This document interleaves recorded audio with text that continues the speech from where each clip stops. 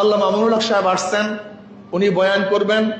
আমার জন্য দোয়া চাই, আমিও দোয়া করি নবী আলাইহিস সালাতু ওয়াস সালাম 23 বছরের জিন্দেগির উপর যেন আমরা সবাই আমল করতে পারি।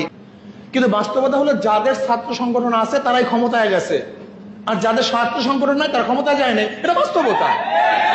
আমি বলবো না আমাদের কালাম নাই, তা বলবো না, কিন্তু এর মধ্যে নেগেটিভ পজিটিভ কোনো বক্তব্য নাই সে কথা আমি বলবো না। ছাত্র সংগঠন করার এবং না করার উভয় দিকই বক্তব্য আছে, পক্ষেও যুক্তি আছে, বিপক্ষেও।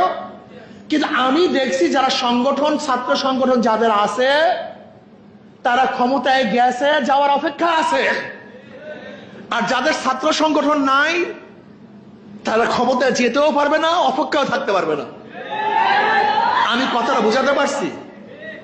এর জন্য আমি বলতেছি যে বিপক্ষে পক্ষে বক্তব্য থাকবে, আছে, কিন্তু আমাদেরকে অবশ্যই মনে রাখতে হবে যে আমাদেরকে ভবিষ্যতে কিভাবে দেশ গড়তে হবে, কোন আলোকে দেশ গড়তে হবে, সেই চিন্তা ফিকির নিয়ে আমাদের সবাইকে কাজ করতে হবে।